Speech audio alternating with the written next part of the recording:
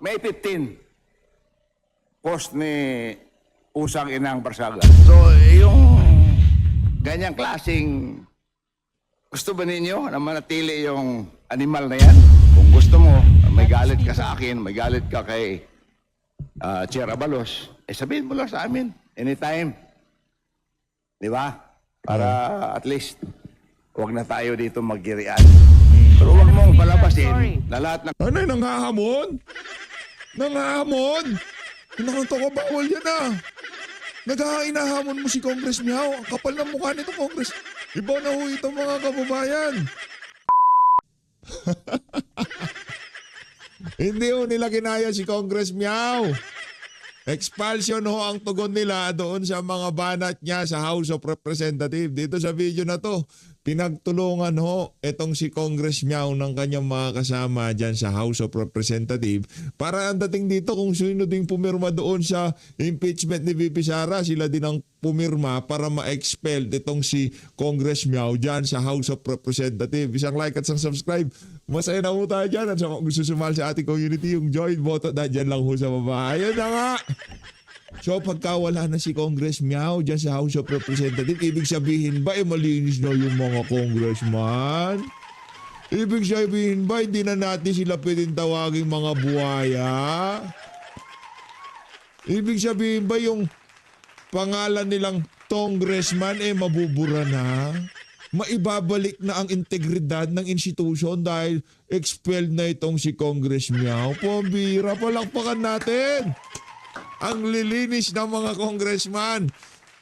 Kung gusto nyo ho, ganito lang kasimplihan. Kung kayo ay congressman, ganito lang kasimplihan. Pag kayo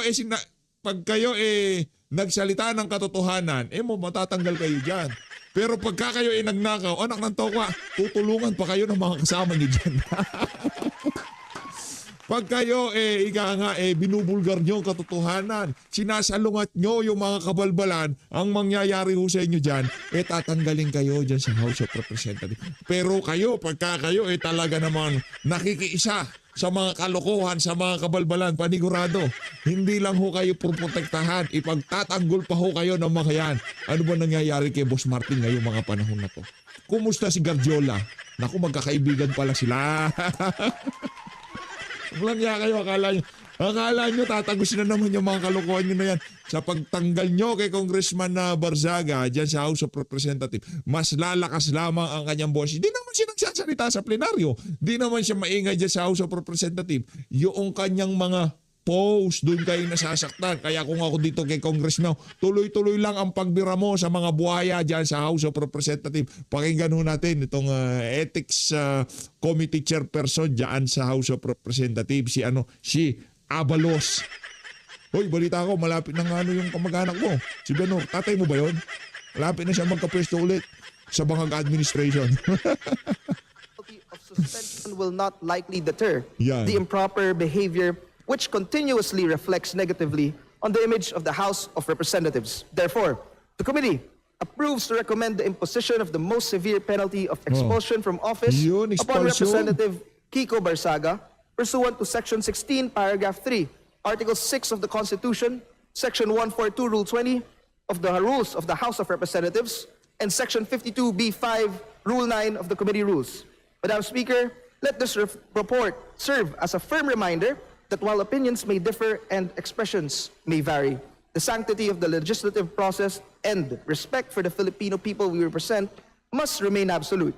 I urge my distinguished colleagues to approve this committee report. Maraming salamat po, Madam Speaker. Yun, expelled na ho, Leader. expelled na. Madam Speaker, I move to recognize Representative Ang labo, no? Ang labo, no?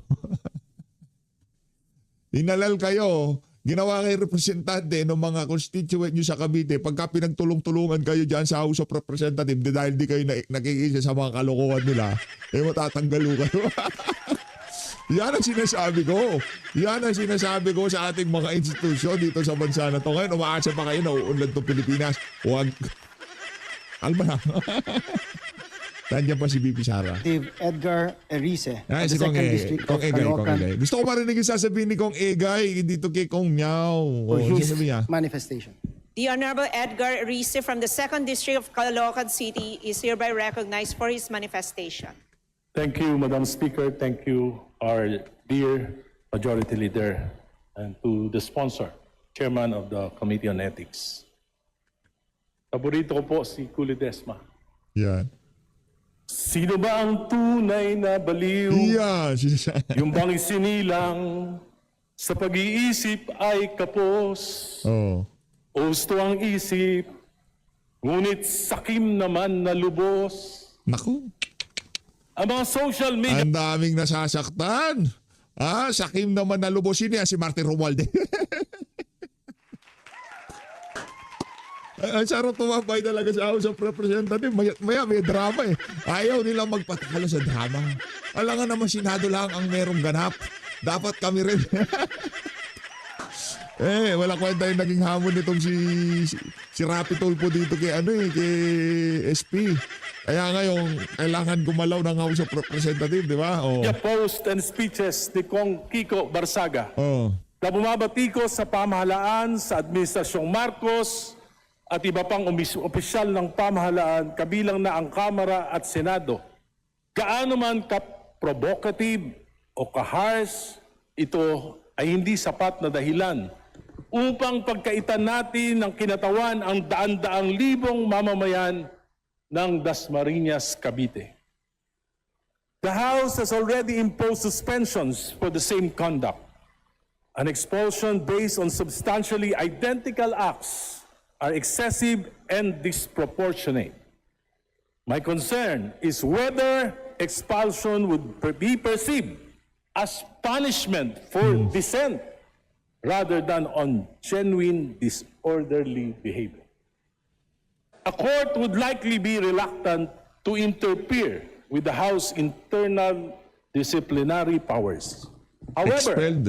from a constitutional law perspective, expelling a representative for criticisms, harsh language, and controversial social media posts would be difficult to defend as a proportionate exercise of the expulsion power.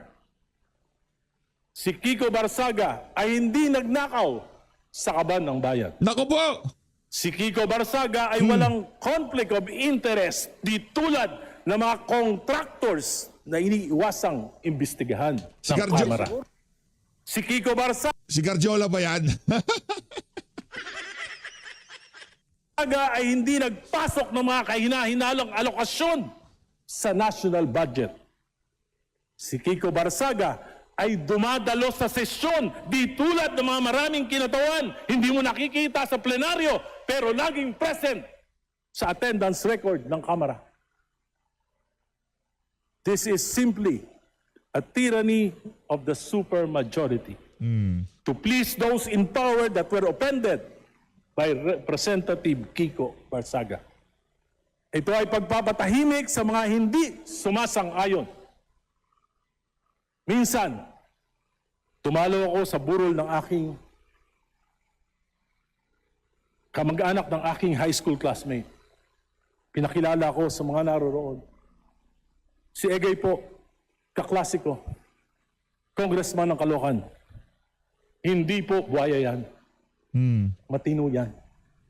Napaisip ako. Nasabi ni Kiko Barsaga sa kanyang FB post, "This house is a crocodile farm." This is not just himself speaking.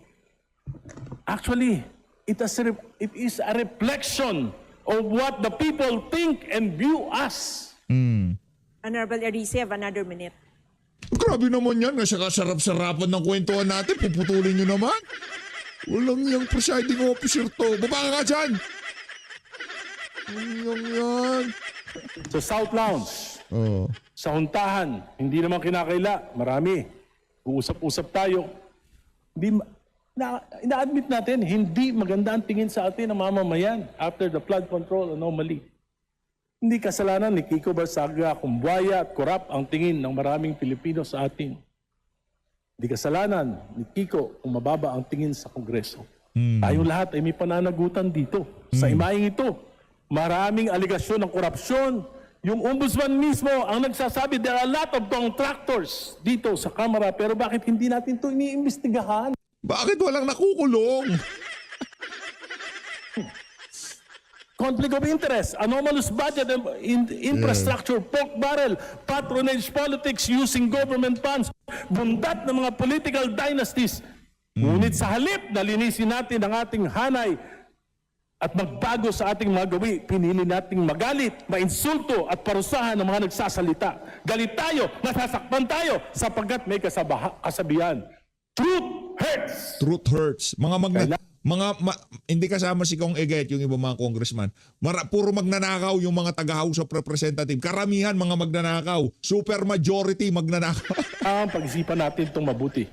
Bilog ang mundo. Papanalangin ko na huwag dumating na tayo ang magiging biktima ng kapangyarihan na ginagamit upang apihin ang malayang pagpapahayag. Ayon sa awit ni Alicia Keys, na ang title ay Karma. Karma. What goes around, comes around. Sinasabi ko sa iyo, Kong Egay, yayakapin pa kita ng 2 kamay. Ha? Di ka dito. Yakap. With open arms. Di ba? Yung mga kasama mo sa dilawan, wala mga prinsipyo at paninindigan.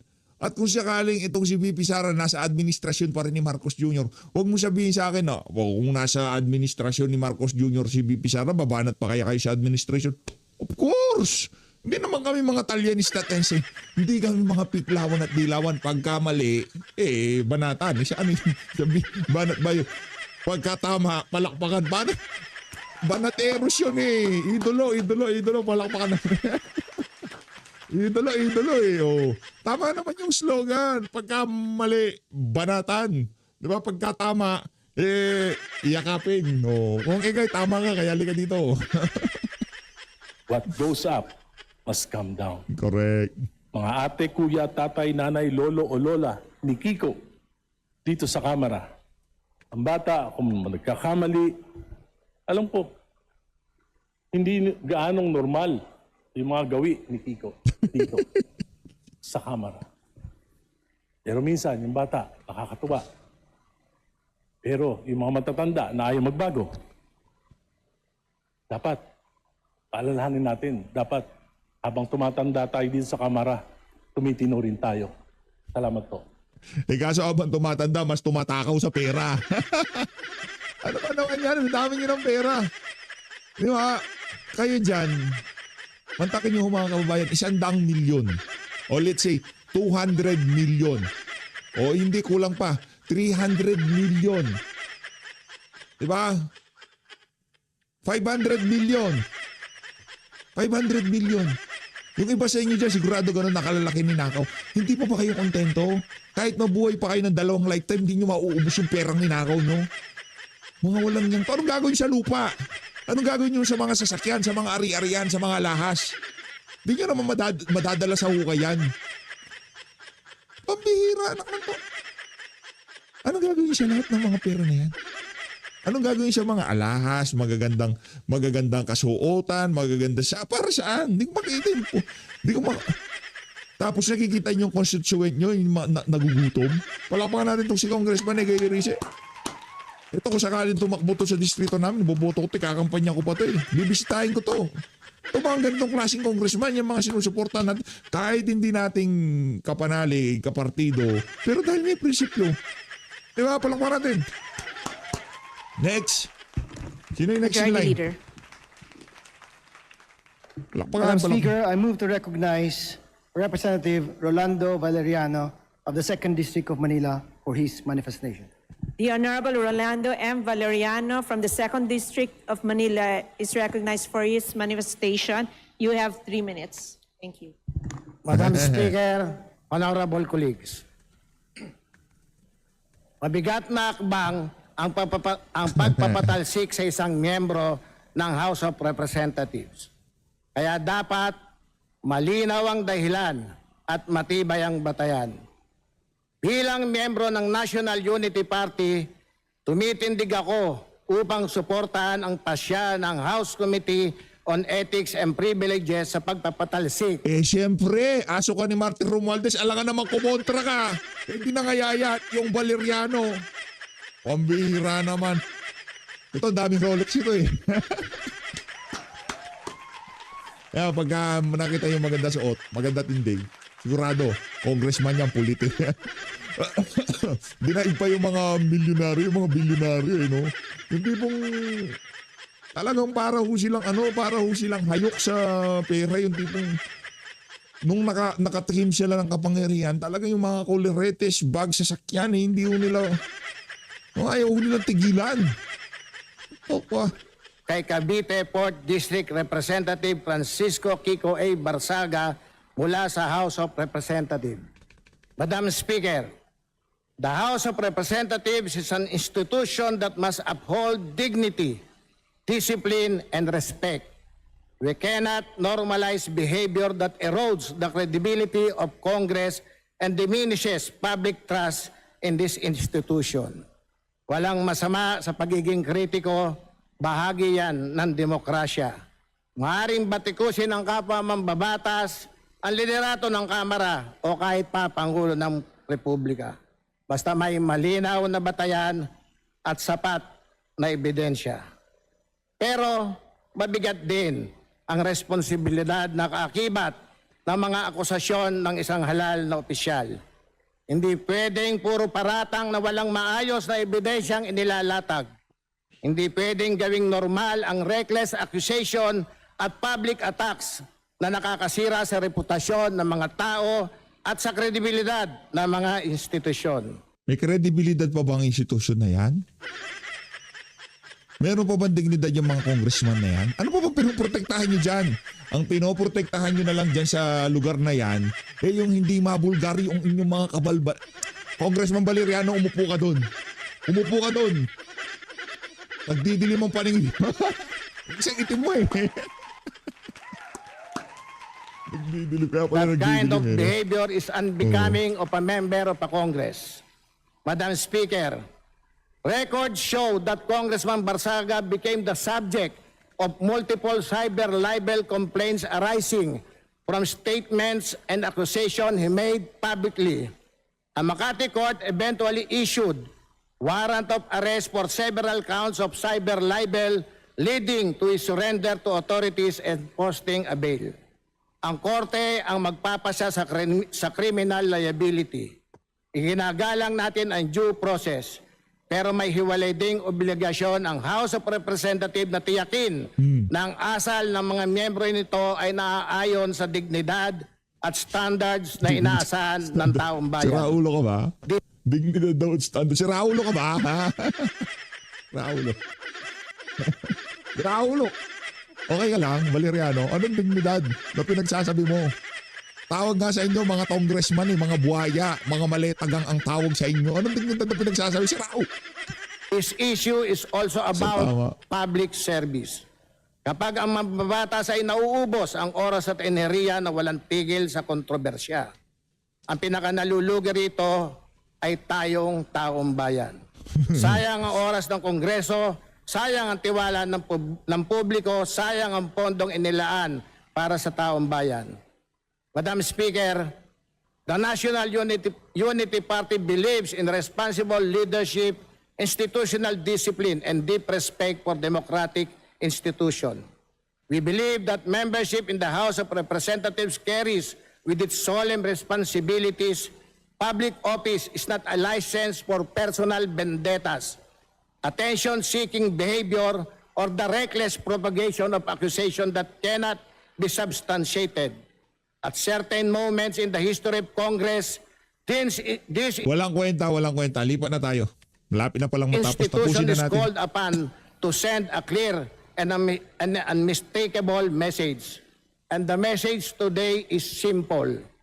The House of Representatives must uphold standard of conduct worthy of the trust, respect, and confidence of the Filipino people. Kung ang ibang kapulungan ay nagtatakipan ng kabalbalan, kailangan nating ipakita sa taong bayan na sa House of Representatives kaya nating disiplinahin ang sarili nating hanay. For these reasons, I respectfully express my full support for the immediate expulsion of Congressman Barsaga from the House of Representatives.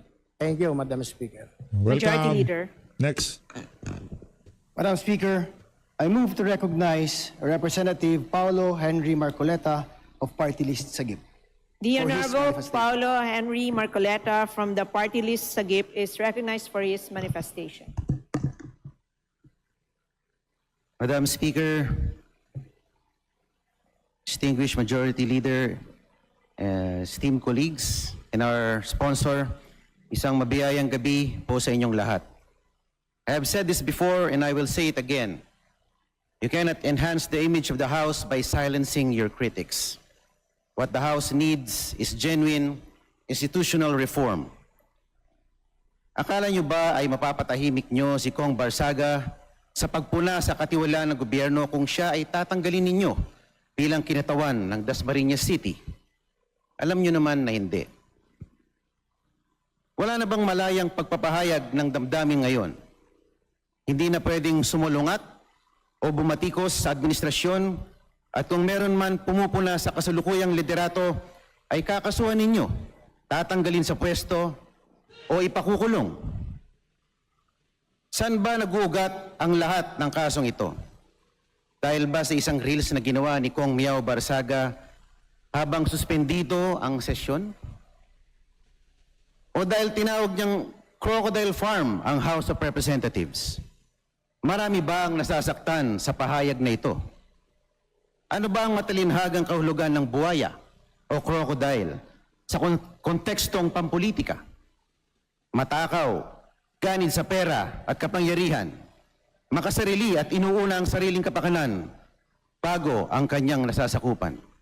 Hindi naman lahat ng House members ay maituturing na buwaya. Meron pa din naman matitino. When I see Kong Nonoy Defensor, I don't picture him as a buwaya.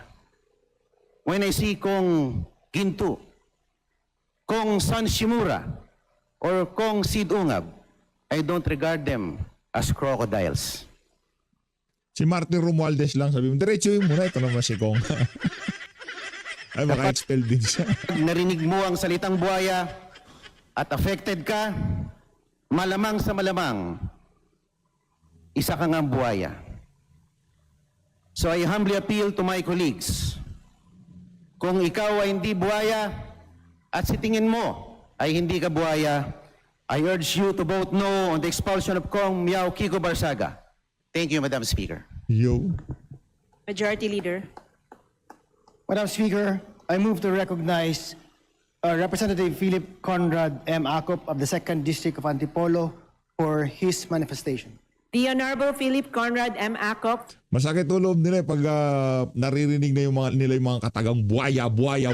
Kasi kung hindi ka naman buhaya, kahit na marinig mo yung buhaya, hindi ka na magagalit. Ngayon kung magnanakaw ka, kasama ka sa maletagang, may insertion ka, may kalokohan ka, wala ko talaga. Masasaktan kayo dyan. From the 2nd District of Antipolo City is recognized for his manifestation. You have 3 minutes. Thank you, Madam Speaker. I stand before this august body today, flooded by memories. Kasi ano to? Si Acop to, Brad. Huwag ka na. Nakwenta to. Walang bitaw to kay kung ano tayo. Walang kwenta yan. Ang harsh, no? Siyempre, alternate. Pro Barsaga tapos anti. Wag na natin pakinggan yun, bayad, no? Kasama sa mali. Mga aso ni Tamba na lang. You have 3 minutes. Thank you, Madam Speaker. Ang bilis The naman, 3 report minutes. recommends Ungab the yan, grievous sanction within our power, Ungab yan, expulsion. So I Yes, ask naman. this chamber to pause and ask the only constitutional question that matters. Not Ungab whether yan, his conduct offended us, much of it did, not whether he was discourteous or reckless. He may well have been. The question is whether expulsion is commensurate with what he actually did. Madam Speaker, this House did not look far for the standard it has already set within its own hands. In 2024, in the 19th Congress, former Speaker Pantaleon Alvarez faced the gravest species of legislative misconduct imaginable short of treason, publicly urging the armed forces and the Philippine National Police to withdraw their support from the Commander-in-Chief, a conduct the Department of Justice was investigating as inciting to sedition. The Committee on Ethics, by unanimous vote, recommended a 60-day suspension. And yet, this plenary deliberately downgraded that penalty to mere censure, a formal reprimand on the express finding that suspension was disproportionate to the nature and context of his misconduct, the statements being emotional expressions rather than intentional calls for harm. In that act, my colleagues, this House articulated upon its own record a binding principle that the penalty must be proportioned to the true gravity and context of the offense. Measured against that benchmark, the sanction now before us is starkly inverted. Our colleague's offense consisted of incendiary and defamatory posts, conduct unbecoming, speech-based misconduct that, however distasteful, falls well below the incitement of the military to abandon their commander-in-chief. Yet for that lesser conduct, he was made to suffer not censure, but a 60-day suspension without pay, followed by a second consecutive 60-day suspension. If quasi-seditious appeals to the armed forces earned only a public reprimand, then stack suspensions for objectionable online posts cannot be reconciled with any coherent standard of proportionate discipline. They invent the very proportion of this House, they invert the very proportion of this House professed in Alvarez, and they approach the de facto disenfranchisement of an entire district for what it remains, at bottom, protective if intemperate speech. I do not rise to defend his manners. I rise to question our measure. A penalty must answer to the offense, and this one does not. It overreaches the speech it would punish. It overrides the voters who chose him. It overshoots every principle of proportion our Constitution was raised to protect. So let us discipline if discipline is due. But let us not expel, for to expel here is not to uphold the dignity of this House. It would diminish it. Thank you, Madam Speaker. Palakpakan natin itong si Kong Unga. Puro English eh. Mahina tayo dyan. Palakpakan natin itong si Kong Unga. Next susunod, Tagalog lang ha. Majority Leader. Madam Speaker, I move to recognize Representative Tobias M. Mahinang klase si PH, di marunong sa English. Chanco Oh. of the Lone District of Navotas City for his manifestation. Yan, The yan. Honorable Tobias Toby M. Chanco Si from the Toby Lone Chanco. District of Navotas Ano kaya sasabihin ni Toby? City is Excited ako. recognized for his manifestation. You have 3 minutes. Yes, Madam Speaker, the Majority Leader, and dear sponsor. First of all, I would like to clarify that I'm not making a manifestation, but I would like to interpolate the sponsor regarding the measures that he has recommended. The Honorable Toby Chanco is recognized for his interpellation. Nako Before I interpolate entertain yan. the query of the Honorable Tobias Chanco, Madam Speaker, I would like to remind the body that tonight we are deliberating Takot itong si Abalos na tanungin siya ni committee report pursuant to a unique constitutional power that was given to Congress, which is the power to discipline our own ranks. This is not an ordinary paano discipline yun kung wala na? Di na makakapasok ulit. Sinto-sinto ba kayo dyan sa ethics committee? Ano discipline yun? Parang mga eng-eng lang yun. Discipline? Paano discipline yun? Wala nang pasukan yan. Expelled na nga eh. Naulo. piece of legislation. It is actually a quasi-judicial proceeding. That being said, Madam Speaker, I would like to hear what would the queries of the Honorable Chanco be. First of all, Madam Speaker, precisely that is the point. This is not an ordinary legislation. Hindi nga kami, kung hindi kami membro ng Committee on Ethics, hindi nga kami pwede magtanong doon. So kung hindi pa rin kami pwede magtanong dito sa plenaryo, Si Raulo, ibig si sabihin, hindi nasasagutin ng sponsor yung dahilan kung bakit kailangan isuspindi. Dapat hindi pa pwedeng manifestation lang to. Dapat sagutin nila at patunayan nakatumbas ng pagkakasala ni Kong Kiko yung ipapataw nila na parusa. Madam Speaker, kung ang ordinaryong batas ginagawa natin, pinapayagan natin tanungin doon sa period of sponsorship. Ito ay period of sponsorship, so bakit hindi pa pwedeng tanungin? Hindi nga kami nakapagtanong Duwag si Abalos.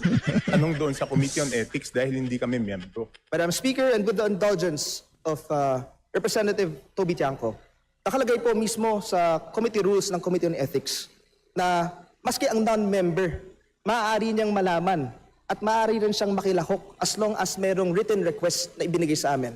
As a matter of fact, Madam Speaker, there was even an instance wherein independent members of this Congress were able to join the deliberations of the Committee on Ethics even without the consent. I would like to express, Madam Speaker, my willingness to answer some questions from Representative Toby Tiangco. Pero tulad nga na sabi ko kanina, isa po itong quasi-judicial proceeding. Nakalagay po mismo sa rules ng Committee on Ethics and Privileges na suppletory po ang rules of court. Parang husgado po, parang hukuman po ang naging ginampanan na role ng Committee on Ethics. Kaya po kami merong deliberation ngayon na binabasa at sinusponsoran sa floor. Kaya po tayo nagkakaroon ng pagkakataon na makapag-manifest ang ating mga miyembro para mag-guide po tayo kung paano po tayo boboto. At sa pagkakataong ito, nais ko pong malaman kung ano po ang katanungan ni Representative Tiangco dahil hindi ko naman po pinipigilan ang maski sinong miyembro na mag-raise ng question before the Committee on Ethics. Madam Speaker, tama po, pwede nga po kami mag-attend ng Committee on Ethics, dumalo po ako, pero hindi kami pwede magtanong doon. Pwede lang kami mag-manifest. Ngayon pa, huwag na lang natin pagtalunan kung bakit gusto mo na malaman yung tanong ko bago sagutin. Let us just rule on it. Pwede ba magtanong o hindi? Ayoko Madam naman nung Speaker, magtatanong ako. I yield to questions from Representative Toby Tiangco. Okay, so number one po. Will the sponsor confirm that the committee report was just posted at 2:55 p.m. today and printed copies were just distributed maybe 10 minutes ago? Madam Speaker, as a matter of fact, hindi lamang 10 minutes ago po. Kanina, naibigay po sa Committee on Rules ang committee report ng Committee on Ethics. And this matter was actually approved as early as April 28. Sa totoo lang po, Madam Speaker, ayon sa aming rules, all information pertaining to any disciplinary action against any member of the House is considered confidential. Pero kung meron po tayong miyembro dito na gustong malaman ang mga nangyayaring proceeding, malaya naman po sila na lumapit sa Committee on Ethics at magtanong. Another one po, Madam Speaker, kanina pa po na-distribute ito dahil kanina pa po ito inaprubahan ng Committee on Rules. Ang tagal po natin nag-suspend kanina, mahigit 2 oras po ata tayo nag-suspend, and I believe that is enough time for us to deliberate on this matter. As a matter of fact, Madam Speaker, I would like to even express my willingness to read the committee report in full. If that would be the request of Representative Toby Tiangco, willing po akong basahin ang buong committee report ngayon. Hindi, ang tanong ko lang po, Madam Speaker, kung kinukumpirma na 2:55 lang po unang nakita yung committee report dahil yan po ang oras ng pagka-post doon sa Viber group natin. Yun lang po ang tanong. Madam Speaker, 3 oras na po ang nakalipas mula nung ipinost sa Viber group. Kaya nga, Hindi naman di po 2:55, ganun kahaba. di kinukonfirm Hindi naman lang po po. ganun kahaba ang committee report para basahin. That being said, Madam Speaker, valid naman po ang katanungan at ang concern ni Representative Toby Tiangco, and his manifestation would be noted and it would be considered by all of our members as we vote on this committee report. Okay, pangalawa po. Si Kong Kiko Barsaga po ba ang nakasira ng dignidad, integridad, at reputasyon ng House of Representatives? Yung pa bang sinasabi niya ang nakasira? Yan. Ibig sabihin, kahit tawagin niyang House of Crocodiles to, kung hindi naman sira yung integridad ng House, Yan. yung bang sinasabi niya ang nakasira o may mga ibang bagay na nakasira? Para sa akin po, Madam Speaker, napakahalaga na kung titingnan natin ang ating committee report, merong specific complainant, merong specific respondent, at merong specific causes of action that are complained of. I mentioned this, Madam Speaker, in my sponsorship speech. Una, disruptive physical demeanor, repeatedly interrupting actual plenary sessions, engaging in loud outbursts, distracting members. 2, mockery of leadership yung pag-superimpose ng animated crocodiles over members, unauthorized and slanderous live broadcast. Kung tututukan ko po ng telepono sa harapan ng mukha mo, ito po ay pinadiringgan po namin sa Committee on Ethics at ito po ang naging pasya ng aming mga miyembro na patawan po ng expulsion ang ating respondent. It should also be noted, Madam Speaker, that it doesn't happen very often in this August chamber na meron tayong miyembro na haharap sa multiple ethics complaint. Pagkatapos po masuspende ng ating respondent on 2 occasions, may kolatilya po ang committee report. Nakalagay po dyan, repetition of a similar misconduct will result to a more severe penalty. At ito po ang naging ruling ng Committee on Ethics and Privileges. And I appreciate the query of Representative Toby Chanco tsaka lahat po ng manifest. Napakahalaga po nito na mapakinggan po natin ang bawat miyembro para mag-guide po tayo kapag papagbotohan po natin ang committee report na ito. Maraming salamat po. Yes, Madam Speaker. Agree naman po ako na may mga pagkakamali si Kong Kiko Barsaga. And even he will attest that pag nagkakamali siya, pinagsasabihan ko siya.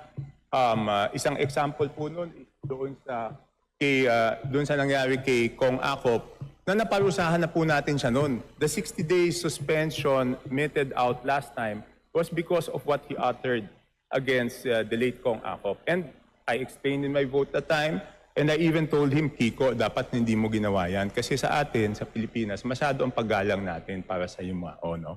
So hindi ko sinasabing wala siyang kasalanan. May mga kasalanan siya. Dapat may parusa rin sa kanya. Ang tanong lang is yung bang mga kasalanan niya na nagawa, ang tamang parusa doon o katumbas ba doon ay expulsion. Di ba? The penalty should be commensurate to the offense. So yun lang, pakipaliwanag lang kung bakit doon sa mga nasabi niyong mga kasalanan niya, dapat siyang tanggalin bilang congressman at yung mga bumoto sa kanya ay mawala yung binoto nila. Yun lang po ang aking gustong malaman. Hindi ko po sinasabi na wala po siyang kasalanan. May kasalanan po siya. Dapat may parusa din po. Pero tama bang parusa yung tanggalan siya ng posisyon o tanggalin siya sa pagiging congressman dahil dun sa mga nagawa niya? Madam Speaker, uulitin ko lamang po ang bahagi ng aking sponsorship speech kanina. With the representative having meted with 60-day suspensions in 2 instances, the committee considers that another penalty of suspension will not likely deter the improper behavior which continuously reflects negatively on the image of the House of Representatives. Para sa kaalaman po ng ating mga miyembro, the Committee on Ethics was put in a really tough predicament because we faced multiple complaints with different causes of action pertaining to the same respondent. At the same time, maaaring magkaroon pa po ng influx of cases against the same respondent from different complainants and for different causes of action. Kaya sana po nauunawaan ng ating kasamahan sa Kongreso na hindi po simple ang trabaho ng Committee on Ethics and Privilege. We actually afforded maximum tolerance to our respondent dahil may mga okasyon pa nga po na the same day, hindi po makakadalo sa hearing, magre-reschedule kami para lang makinggan ang kanyang panig. Binigyan po namin ng pagkakataon ang ating respondent na dumalo at magpakita sa ating committee. And I share the view of Representative Janco, mahirap po ang rekomendasyon na inirekomenda ng Committee on Ethics, but I hope all of the manifestations that were given on the floor would guide all of us when we vote on this matter. Maraming salamat po. Yes, maraming salamat po, dear sponsor. Panghuli na po, Madam Speaker. No? Alam niyo po, ito lang po ang pakiusap ko sa ating mga kasamahan dito. Ako po kasi naranasan ko na dito yung ilang beses maging independent. No? Ngayon lang ako naging parte ng majority. Yung ating kapangyarihan bilang mayorya ay ingatan po natin, gamitin natin ng maayos. Kasi baka dumating yung panahon, tayo naman ang mapunta sa pagiging independent, tayo mapunta sa minority. Doon pa lang natin mararanasan, no? At kahit tayo ay part ng majority, gusto rin naman natin tayo ay may boses, hindi pinipigilan yung ating salita. Pag tayo ay mabilis magdesisyon dito at tayo ay nagkaroon ng president na masyadong mahigpit ang parusa, pwede na tayong takutin dito na huwag na lang tayo magsalita dahil pwede tayong parusahan at doon na mawawala ang integrity ng House ng Representatives na ito kung ano pa po ang natitira dito. Yun lang po. Madam Speaker, maraming salamat. Maraming salamat po, Next. distinguished colleague. The Committee on Ethics would like to assure the entire body that our right to the freedom of expression will always be respected and it will Urur, sira ulo ka ba?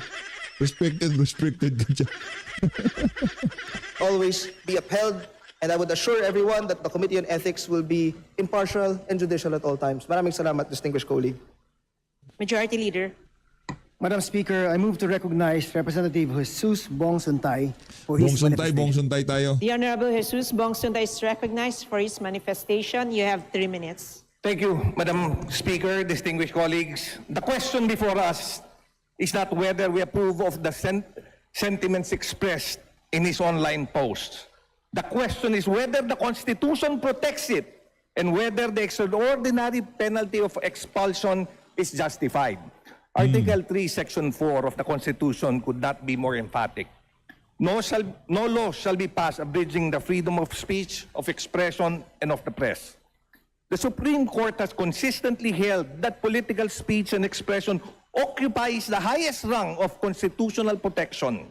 Such protection extends not only to speech that is agreeable, but also to speech that is controversial, provocative, offensive, and even inflammatory. The Constitution that does not merely protect speech that comforts, it also protects speech that disturbs. Totoo, may mga pahayag na hindi nakaabot sa antas ng decorum na inaasahan natin sa kapulangang ito. Ngunit ang kakulangan ng decorum ay sapat na bang basihan para i-expel si Congressman Barzaga? Has by the record, and Congressman Barzaga has by the record already been twice suspended for substantially similar social media posts. The disciplinary power of this institution has already been invoked and imposed. The House has exercised its disciplinary prerogative. The present recommendation to escalate from suspension to expulsion absent a demonstrably graver and distinct transgression invites the question, what constitutional threshold has now been crossed to warrant the severest sanction? Kung ang parehong uri ng pananalita ay dati ng pinatawan ng suspensyon, anong bagong batayan ang magtutulak sa atin ngayon sa expulsion naman?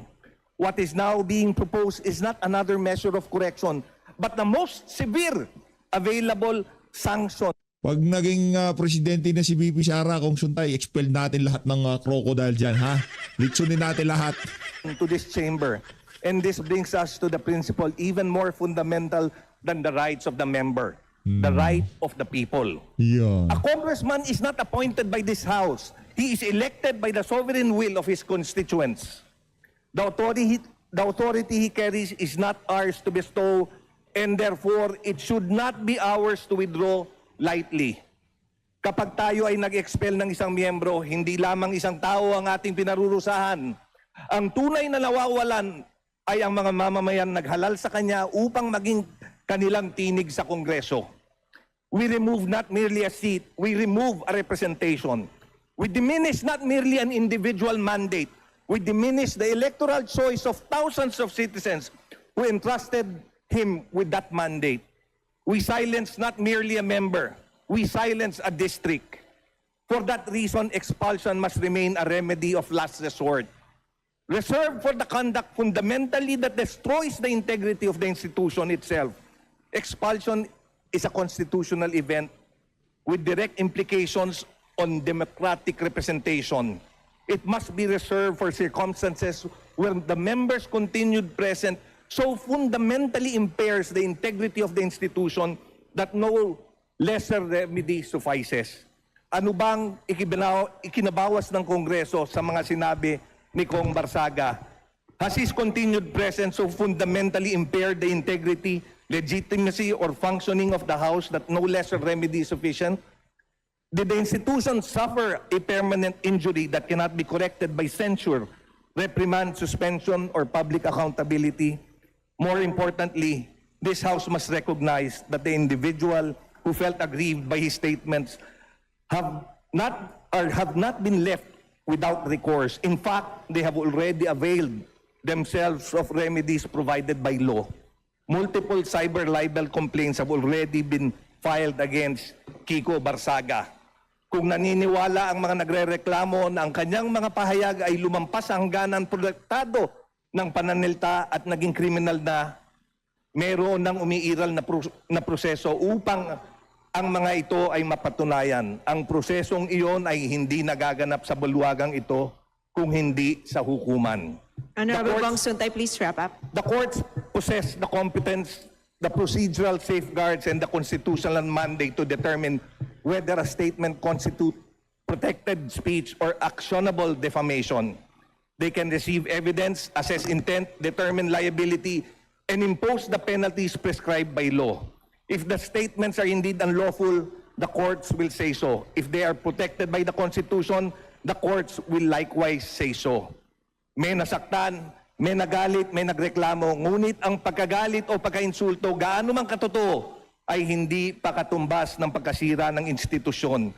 The Constitution demands a higher threshold before the elected representative of an entire district is removed from office. The true test of commitment to freedom is not whether we protect the voices we agree with. It is when we protect the voices we disagree with. And the true test of commitment to this representative government is whether we respect the electoral choices of the people, even if when those choices are uncomfortable. Ipagpauman ninyo po if I appear to be sympathetic to the plight of Congressman Barsaga. Minsan rin po akong nakaranas dumaan sa Ethics Committee at nanganib na masuspinde dahil sa isang analogy na aking hinayag during a committee deliberation.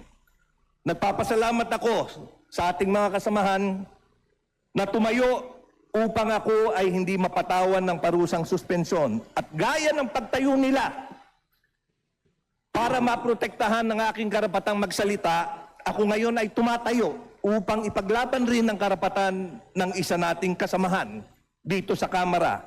Hindi lamang para magsalita, ngunit para may pagpatuloy, magsilbing boses ng kanyang distrito.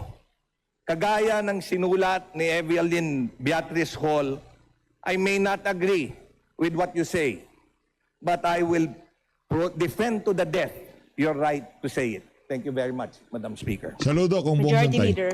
Ito na Madam Speaker, I move pinakakups. to recognize Ito na ho, pinakakups sa lahat, si Alvarez. Representative Jose Pepito Alvarez of the 2nd District of Palawan for his manifestation. The Honorable Jose Pepito Alvarez recognized for his manifestation. Yan, to. Pinakakups sa lahat ng congressman. Good evening, Madam Speaker. yan. Distinguished colleagues, mga kaibigan. I rise today para po suportahan yung findings ng Ethics Committee na tuluyan ng paalisin yan si Miao Miao dito sa Kamara. Bakit po? Habang inuusisa natin yung nangyari sa dalawang outages sa Luzon, pinatawag natin yung NGPC, Department of Energy, and para kung anong pwede natin gawin upang mapagbuti ang serbisyo ng NGPC. NGCP. Walang yung Alvarez na to. Letra na lang ng National Grid Corporation. Di mo ba? NCPG ka ng NCPG na. Ano ba yung NCPG? Ito si Kiko Barsaga, Oh. nag-post sa isang post niya noong May 15. Minumura lahat ng congressmen, mga putang inang mga congressmen. Kalma. Yung tangulo Pero hindi putang ina, Madam Congressman, Madam Speaker. Pusang ina. Pusang ina. Sasagot niya sa iyo ni Congressman, pusang ina mo rin. Hindi pa nakontento sa flood control, ninanakaw pa yung ating kuryente, kaya mahal ang kuryente. Itong administrasyong ito, ang ulo ng pananakaw ng kuryente. Nandito po yan sa cellphone ko, hindi ko lang may flash dyan. So, yung ganyang klaseng, gusto ba ninyo na manatili yung animal na yan Ay. dito? Grabe ka naman. Grabe ka naman kung. Hinahalikan mo ba yung mga anak mo dyan sa bunganga mo na yan? Kumbira. Tama ba yun? Yan dapat ang mga ine-expect.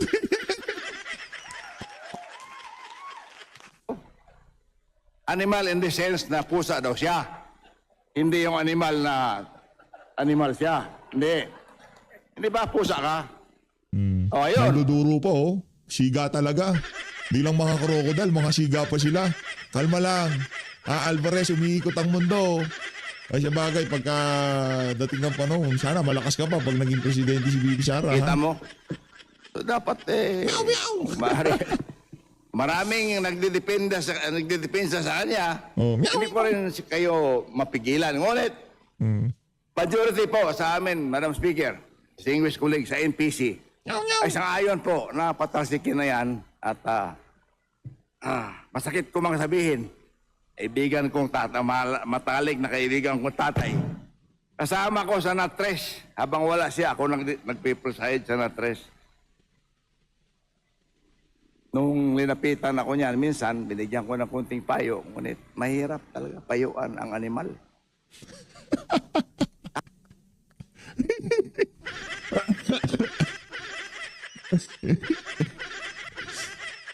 Pambihira naman to si Congressman Alvarez. Ayop eh. Oh. Pusa. Paano payuan yung pusa? Meow meow.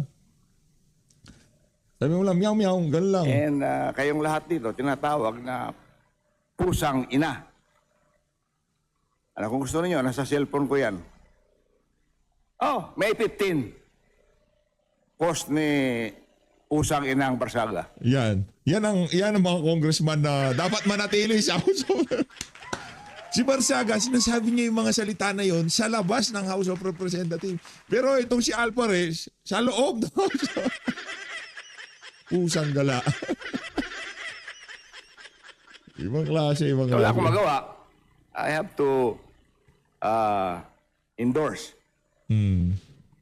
Dalawang GCA po sa kongresong ito. Nag-i-endorse o na expel na yan. GCA ako. GCA din yan si Abalos. So, pasensya ka na, Kiko. Ikaw ay pusang ina mo rin. Alatang pikon na pikon to si Alvarez kaya eh. Nasasaktan ka ba pagka tinatawag niya mga magnanakaw yung mga congressman dyan sa House of Representatives? Nasasaktan ka ba? The truth hurts. Truth hurts talaga. Diba? Eh, kung nasasaktan ka, alam na ho natin ibig sabihin doon. Oh. Kung ganyan man lang ang tawag mo sa amin, pasensyahan mo na. At kung gusto mo, may galit ka sa akin, may galit ka kay Chair Abalos, sabihin mo lang sa amin, anytime. Di ba? Para at least, huwag na tayo dito maggirian. Pero huwag mong palabasin na lahat ng... Ano yung nanghahamon? Nanghahamon? Nakunto ko, bawal yan ah. Naghainahamon mo si Congress Miao. Ang kapal ng mukha nito, Congress. Iba na ho ito mga kababayan. Naku po, ba't ganito yung mga utak ng mga crocodile dyan sa crocodile farm natin? Nagsitabaan na ho sila oh. ng congressman, inagyan mo pa ng buhaya yung post mo. Oh, ano ba kayo? Kung siya, miyaw kayo, mga buhaya kayo. Na ang lahat ng congressman Point of ay order. sinusuportahan. Majority Leader. Point of order. Is a point of order? Kabalbalan na Yes, I'm sinasabi. raising a point of order here. And a point of propriety. Let's Let's not get too harsh here. I'm just quoting Let's his not words. get too harsh here. Use of the words. Para si Raul itong si Alvarez. Mali na yung sinasabi niya. Wala na sa Use of hulog. the words. Pusang ina. Session suspended. Wala sa hulog si Alvarez. Dapat yan ang ina-expel. You have 3 minutes. Walang kwenta si Alvarez. Nanghahamon pa siya, naninindak pa siya. Di mo na may nindak, pusa yan eh. Thank you, Madam Speaker. Distinguished colleagues. I respectfully rise today not to defend every word, statement, or act attributed to Representative Kiko Barzaga, but to uphold the principle that must remain central to the exercise of disciplinary power in this chamber. Fairness. Hindi po ako tumitindig upang sabihin na walang pananagutan ang sinumang miyembro ng kapulungang ito. Hindi rin po ako naririto upang ipasawalang bahala ang anumang kilos o pahayag na maaring ituring na hindi nararapat sa isang halal na opisyal. Public office demands dignity, restraint, and respect for this institution and for the people we serve. Ngunit ang mahalagang tanong sa harap natin ngayon ay ito. Ang parusa ba ay naaayon sa bigat na ginawa? Is the penalty being proposed commensurate to the act complained of? Mr. Speaker, expulsion is the gravest penalty of this House. This House can impose upon one of its members. Ito po ang pinakamabigat, pinakamatindi, at halos hindi na maibabalik na kaparusahan. It is not a mere reprimand. It is not censure. It is not suspension. It is the complete removal of an elected representative from the seat entrusted to him by the people.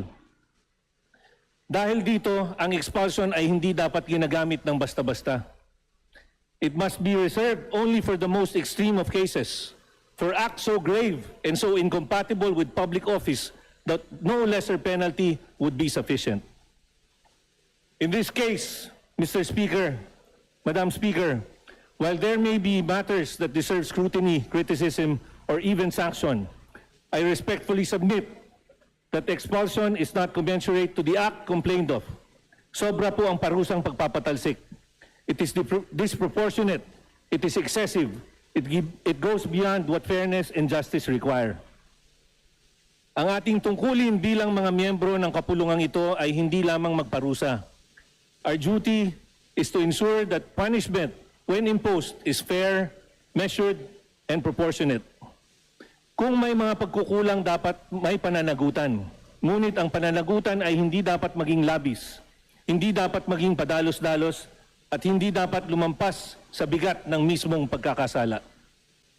Madam Speaker, a democratic institution is not strengthened by the severity of its punishment. It is strengthened by the fairness of its judgment.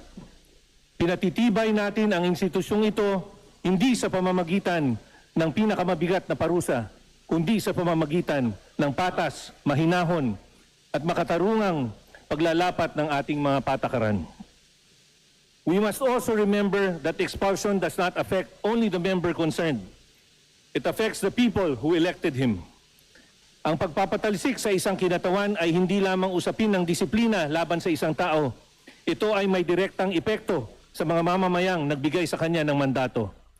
When we expel a member, we also deprive his constituents of the representative they chose through the ballot. The people of his district exercise their democratic right. Sila ang pumili, sila ang nagtiwala, sila ang nagbigay ng mandato. For this House to overturn that mandate through expulsion, the reason must be compelling, unmistakable, and of the highest order. Sa kasong ito, may seryosong usapin, ngunit hindi umaabot sa antas ng pagwawalang bisa sa pasya ng mga botante. Madam Speaker, fairness also requires consistency. Hindi maaring ang pamantayan natin ngayon ay mas mabigat kaysa sa pamantayang ginamit natin noon sa ibang mga kaso. This chamber has previously dealt with allegations of improper or disorderly conduct without resorting to expulsion. Honorable Nasal, please wrap up. In the case of former Speaker Pantaleon Alvarez, the House addressed allegations of disorderly behavior and statements considered injurious to the dignity of the institution. Gayunman, ang naging kaparusahan natin ay censure, hindi expulsion. The House then recognized that discipline must be proportionate to the act. Kung noon ay pinairal natin ang moderation, proportionality, and restraint, dapat ganun din ang pairali natin ngayon. The credibility of this institution depends on the consistent application of its rules. Kapag ang parusa ay pabago-bago, depende sa tao, panahon o politika, nawawala ang tiwala sa proseso. Madam Speaker, this manifestation is not about defending misconduct. It is about defending fairness. Hindi ito pagtatanggol sa anumang pagkakamali. Ito ay paninindigan ng anumang parusa ay dapat tama, makatarungan at naayon sa bigat ng ginawa. There are other available sanctions if this House finds the discipline is warranted. May reprimand, may censure, may suspension. These remedies exist precisely because not every misconduct deserves the ultimate penalty of expulsion. Hindi lahat ng pagkukulang ay dapat humantong sa pinakamabigat na kaparusahan. We must be careful not to transform expulsion into an ordinary disciplinary tool.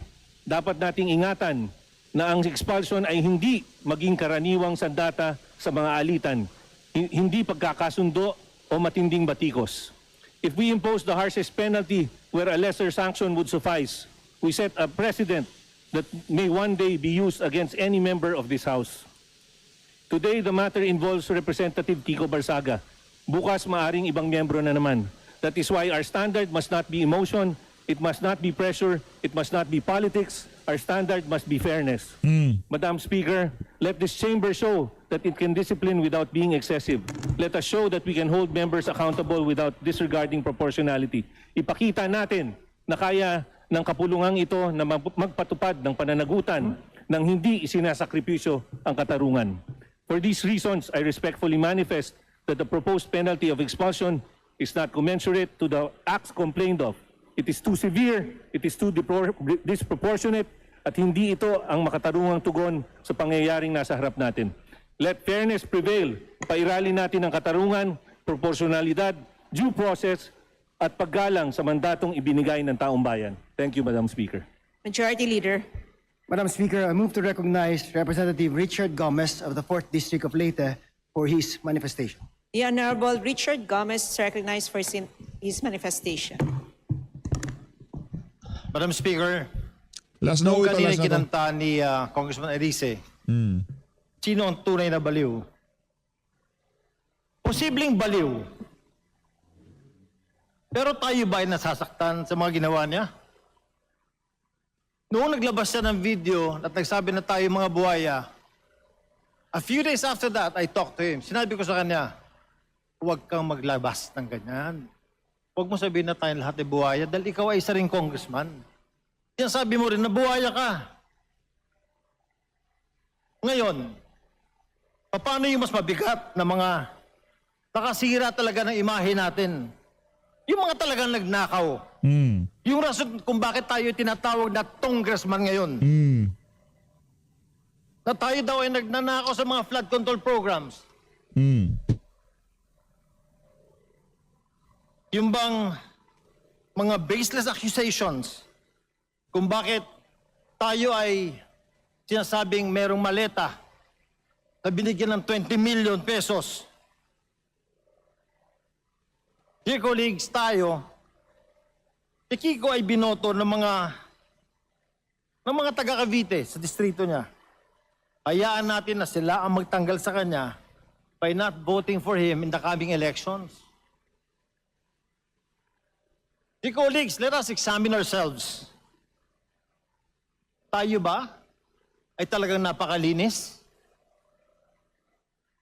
Tayo ba ay hindi rin baliw paminsan-minsan? Meron din naman tayong mga colleagues dito na gumagamit ng social media kung ano-ano sinasabi sa atin. Minumura rin tayo paminsan-minsan. Diba? Discipline him. Reprimand him. Suspend him as much as you want. But for us to take him out, let us not put this action of expulsion in our own hands. Let the people of Cavite in his district decide for him and not us for these reasons. Majority Leader. Saludo. Hay na nga mga kababayan, dito na ho tatapusin ng isa lang talaga nagwala si Alvarez lang, no? Maraming salamat to. Wala na si Congress Miao at tayo malungkot dahil nabawasan tayo ng kakampi dyan sa House of Representatives, nagsasalita para sa sambayan ng Pilipino. Pero tayo din ho medyo masaya na dahil ika nga talagang wala ng ethics ngayon ang hahawak sa ating Congress Miao para sabihin niya, ilabas niya ang kanyang salobin sa social media. Medyo pigil siya medyo pigil. Pero this time, wala na akong pigil-pigil. Ika nga, alagwa kung alagwa to, arangkada kung arangkada, balagbag kung balagbag, ika nga. Maraming salamat to mga kababayan. Mag-ingat po kayo lahat. Huwag ko kayo magpabudol. Mahal natin Pilipinas.